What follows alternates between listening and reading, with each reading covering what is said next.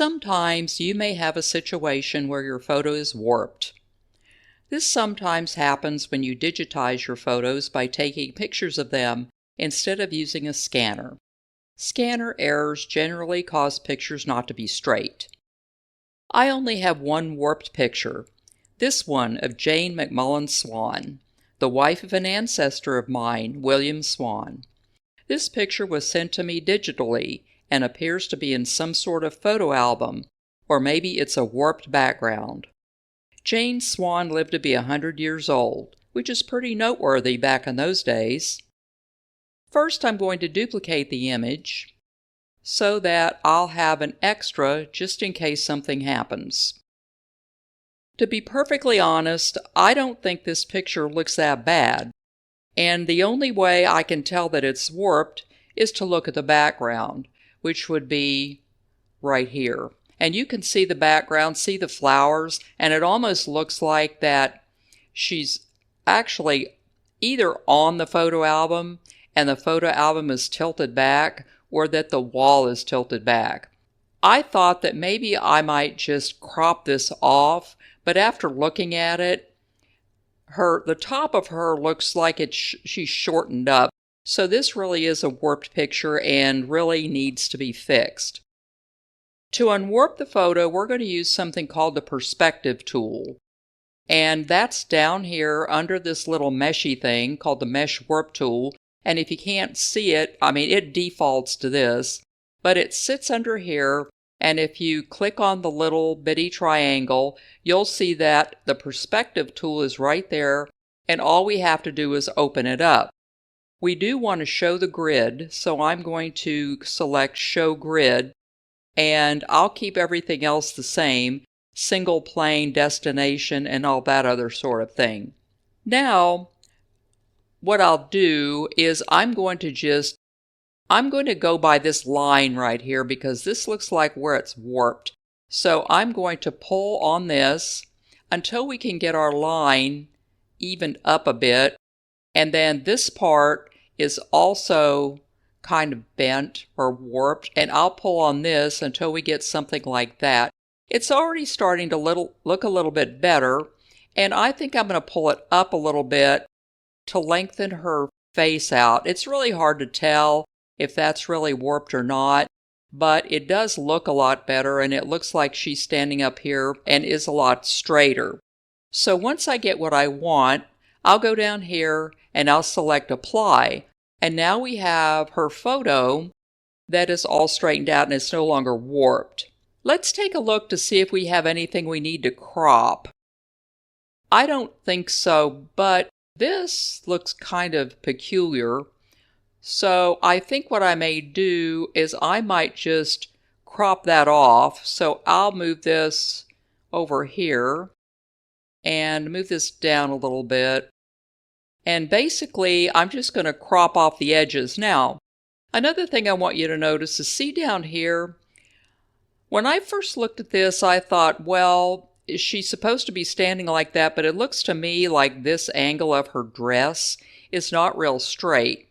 So I'm going to go up here and click the straighten button, and then I'm going to draw a line like that and straighten her a little bit and see if that doesn't look strange. I think it over straightened, so I'm going to I want to see if that her head is straightened up to the ceiling and not her dress. So now I'll just straighten this a little bit. As you can see, the arrow is now curved, so we can move it around like I just did. And I'm going to move this out a little bit. I don't want to crop off anything that I don't need to. So I'll leave it like that, and then I will go Apply. So I have unwarped it, and then I've straightened it up, and I don't think, well, wait a minute. Let's straighten a little bit more, but I'm not going to use the, well, I don't really want to use that, but I'll do it anyway. I'll just draw a line there, and so this will, I really want to see this. I want her head to be like that. Yeah, I don't mean to be that picky, but you know. Okay, so now we have all our adjustments done. We have it unwarped, we have it straightened, and we have this piece that was up here cropped off. Now remember, with the crop tool, it's also going to crop this down here. So let's unclick this to see what we have. The crop tool and the straighten tool has affected this down here, but the warp tool has not. And that's because the warp tool has affected the picture, but the crop tool is really cropping the background which the picture is sitting on. So I don't know if there's going to be a problem where you'll have to keep that in mind. Only if you decide you're going to look at a before and after and you're going, hey, why did the bottom crop off too? Well, it's because the picture wasn't cropped, it was the background that the picture is sitting on. I want to see if I can if I want to fix a few blemishes that this is sitting on.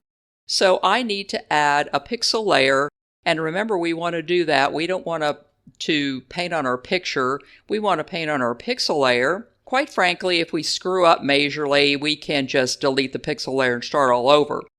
If we only screw up a few things, then all you have to do, if you're on PC like I am, is to go Control-Z. I believe on a Mac it's Command-Z. I'm not sure about that because PCs don't have command buttons. Okay, so I want to go over here and hunt down my inpainting brush tool. So I'll get my inpainting brush tool and zoom in on her. Sometimes I don't like to zoom in too much because this old picture is pretty pixelated and it looks worse and worse and worse as you zoom in more and more and more. So that's something to keep in mind, and it depends how much you want to clean up. So at first I'm going to clean up these dots. So I'll clean up a few of these dots that look like blobs. Now the thing about this is, what happened? There we go. The thing about this is it's really hard to tell sometimes which are blemishes and which are part of the background. So that's something to keep in mind, because if you remember from the original picture, this background right here looked very coarse anyway. It had a grain to it. So what we have to decide is how much of that we're going to take off.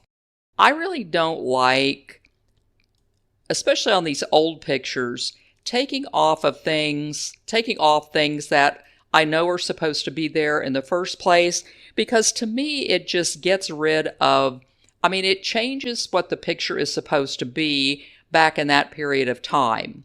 And I really don't want to do that. As I said in a previous video, I really don't like sepia, but if I have sepia photos that are very old and they were taken with that coloration in mind, I just don't do anything about that anyway. Now, notice on this picture, and I don't know if you remember from the original photo, but the wall in the back was kind of two-toned, with this being like that and this being like that. I don't know if that's some kind of water damage that got on the photo album or the wall or whatever it's supposed to be on. So I'm going to assume that it is, because it sort of looks strange.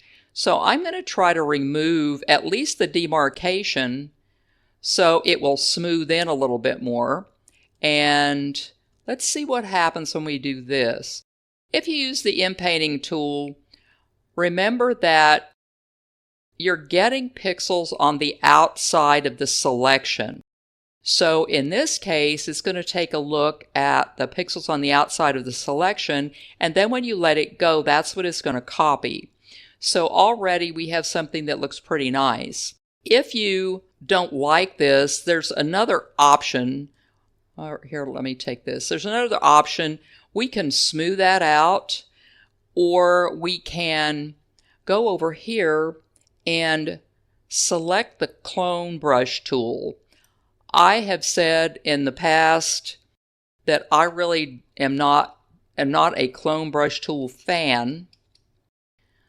But in this case, I'm going to try to do that. But the nice thing about the clone brush tool is it clones the background. Whereas if you try painting this, all it's going to do is it's going to put a coat of smooth paint and it's going to smooth that out. And if you don't want it to smooth out, then that's probably choosing the paintbrush tool is not going to be your best option.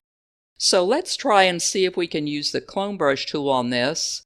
And as you can see, it gives us a little dark there, and we can sample it, Alt-click, and then you can tell what it's going to do by looking inside your cursor, and then we can just paint over it, and it will just clone that background, and actually it looks more realistic. Now, here's the thing about the clone brush tool. See this mess right here?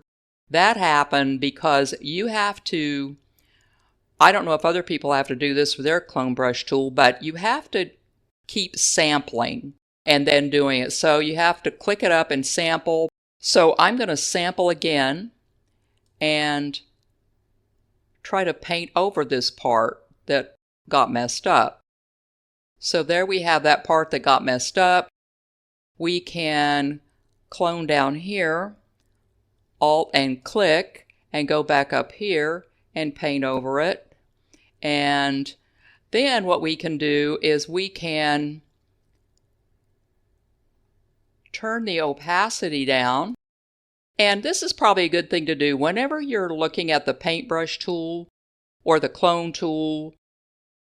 Fiddle around with the opacity and the flow, because if your flow is all the way up to 100% and your opacity is all the way up to 100%, it may give you that slopped on paint look, which you're trying to avoid. So let's make sure the right thing is clicked. Is it? Yes, it is. So sample this again, paint over here again, and so on. Then we can sample down here, paint over, until we get this piece cloned like we want it. Alrighty, now we can always, if you don't like all of this coarse stuff in the back, we can always try out the paintbrush tool. In this case, since we've got a coarse background anyway, I don't want the opacity to be really high or the flow to be really high either, because all I want to do is to use it like we're blending it in. So I'm going to go over to my color picker and sample this right here, and then just sort of blend this in without making it too flat looking. So we can blend all this in, maybe blend a little in down here. I still want that coarse background, so I don't want 100% opacity or a lot of paint flow.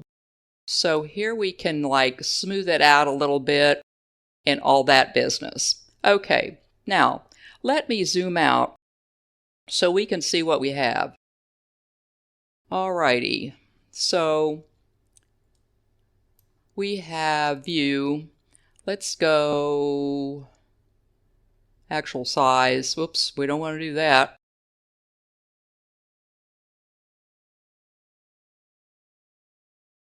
Okay, let's do this. Okay, so now we can take a look and see what we have. This woman lived from 1834 to 1935. So looking at her, I would think that it was taken around the late 1800s. And I don't think this is too blurry. I don't want to give it a fake look. The only thing I don't like is her face. So this is what we're going to try. We are going to zoom in on her face. Right here. Let's zoom in a little bit more. If we zoom in too much, you're going to pick up every little pixel or little dot on the planet, and it's not going to show up anyway. So, okay, so we've done that. I'll zoom in on her face, and what I'm going to do is I'm going to add a filter. So I don't want to click on the pixel layer. Well, I do, because I want the filter to be on top. You want everything to be on top of the stack. So I'm going to go to Live Filters and open that up and then select High Pass. So we need to hunt down High Pass in here somewhere. There it is. Click on High Pass. And oh, maybe we don't want to do that. Okay. Okay, let's reset that. Let's get out of there. Oh, I know what happened. Okay, there we go. It wound up being inside of our pixel layer. You don't want that to happen. You want your high pass filter to be on top. So now the high pass filter is on top, and make sure that your high pass filter is on top of the stack. So now it's closed up on me, so I have to click on it to open up the box. If you ever find that you have clicked out of something, all you have to do is to click on the effect icon over here, and it will open back up for you. Now over here I want to select monochrome, and then I want to turn up the radius until I see an outline, bare outline of her face. Then I'm going to try to blend it a little bit. This is something that you have to really experiment on. But I'm going to go over here and I'm going to go over to soft light. Now once I choose soft light, I'm going to adjust, and you don't want it to be so sharp that it's got a strange look around it, about it. So I think, I forgot what I did the last time. Now you have to keep in mind that when you're using this high pass filter to sharpen up her face, it's sharpening up everything else. So you're going to have to decide how much you want to sharpen it. There's a trade-off here. What we may have to do is to end up going to the clone tool, but I'm going to just make her face a little bit sharper, maybe around 10 pixels, no more than that, or everything in the picture will be too sharp. Okay, so now I'm going to click off of that, and then what we can do is we can see if this really made a difference. So if we click off high pass, see it did make a little bit of a difference. Not a whole lot, it's very subtle. If it makes a big bit of difference, your background is going to look too sharp. So now we're going to go back out to that, and so now our next decision is going to be, are we going to soften up the background, or do we want to soften up her face too, so that a lot of these dots don't show up? I'm really not in favor of softening up her face, because that is going to make it just look a little strange. And we've already softened up the background a little bit.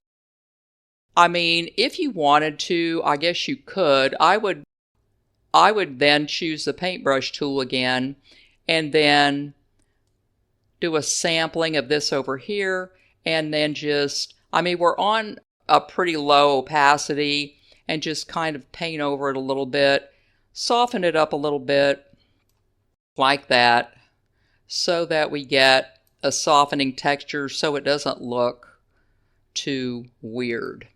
Okay, another thing we might be able to do, and I haven't done this, but I've changed my mind, is try the paintbrush a little bit on her face and see if that works.